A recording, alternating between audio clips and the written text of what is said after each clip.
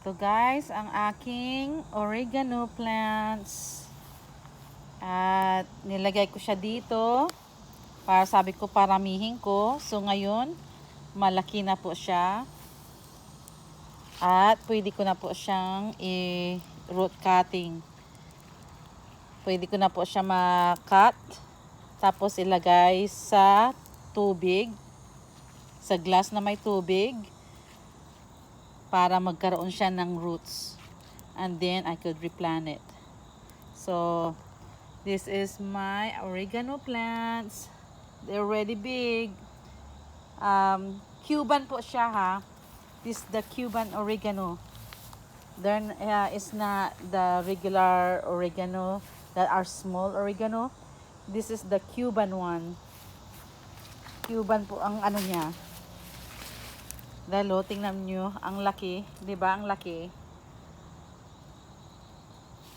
Halos kamay ko na ho, palad ko na ng kamay ko. 'Di ba? Kasing laki ng palad ko. O, 'di ba? Pwede ko na po siya ma-root cutting po. So, 'yan ang gagawin ko kasi hindi po siya lumalaki at namamatay po siya pag winter time. Kaya the only way na gusto mo siyang paramihin, kung ilalagay mo po siya sa sa tubig hanggang sa magkaroon ng roots. And then after na nagkaroon na ng roots po siya sa glass na may tubig, then you can repot them sa sarili niyang pot mismo. So gagawin ko po yan para maparami pa po. Dahil last year, I did that. Nilagay ko dito at napabayaan ko po ng taglamig. Ayun, namatay. Kaya, mabuti nga may natira pa akong oregano na natira sa loob. Kasi pinasok ko ang iba. Pero yung sa labas, in-experiment ko lang talaga kung mabubuhay po siya.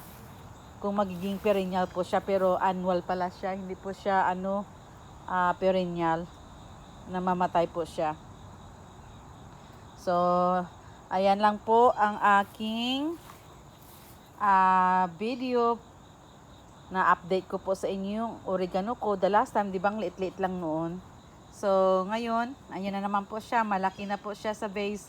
The more na ilagay mo po siya sa malaking paso, the more they get bigger at dumadami.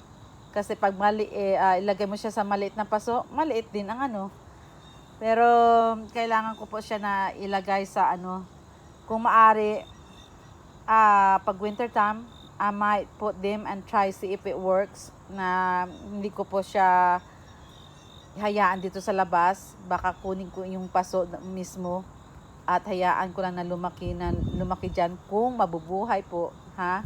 Yan lang ang gagawin ko itong this year. So, I hope you guys like my video and please like, comment, and share.